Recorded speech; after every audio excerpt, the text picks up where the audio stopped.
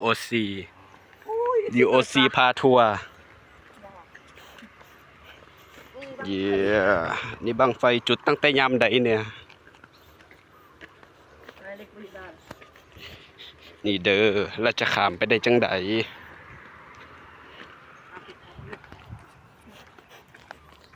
นี่เด้อมารีวิวสตูดิโอ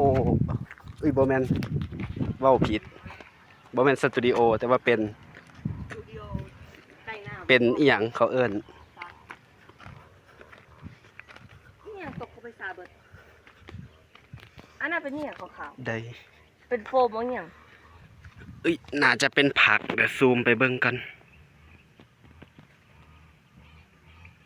นี่ เป็นผักกาด ทางขึ้นทางลงเจมส์จะขอไปจังสี่ทางลงทางขึ้น ได้อยากโดดสะโซอยู่บ่ บ้า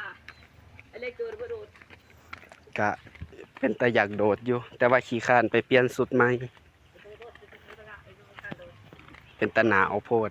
โดดเอ็มเจ้าโดดจะได้โดดไปทางกลางสะเลิกทางกลางบางพี่บ่เลิก โอ้ บางพี่ซ้ำฮอตแอลบางพี่ฮอตแอล เป็นแต่ขี้ข้านโดดแท้เพื่อโดดอุตส่าห์โดดลงไปแล้วคนเบิ่งบ่ฮอด10 คนบ่รู้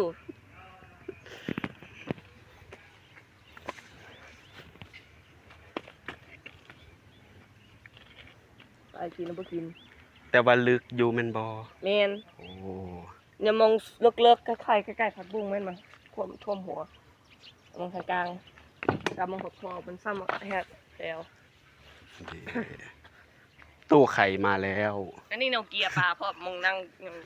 ยืนเกียร์ปลาจะกล้าโดดอยู่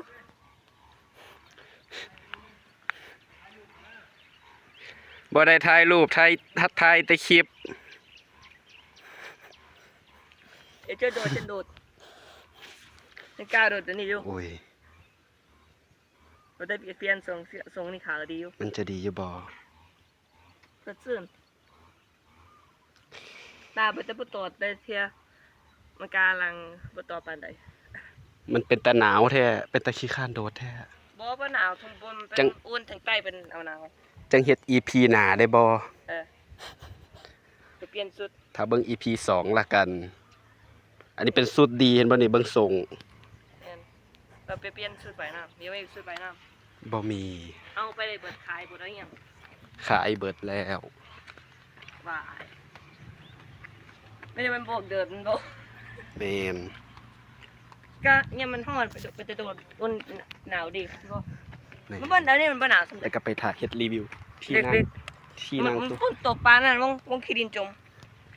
มันจม ทีนี้แล้วก็ไปถ่ายที่นั่งตู้ไข่ได้เลย ไป ไปถ่ายดูไปถ่ายตู้ไข่ จบ มองนั่งกระจกตู้ไข่ เฮ็ดวิดีโอจบบ่จังได๋ แล้วก็ไปแล้วก็บ่ต้องเสียเวลาอยู่นั่งประจำต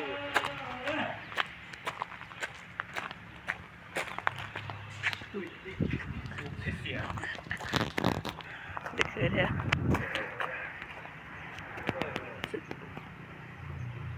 เฮ็ดตายตั้งอหย่างครับมันบ่แม่นรูปภาพ ขอโทษ อีเดอร์ประมาณนี้เด้อบ่ได้มีอิหยัง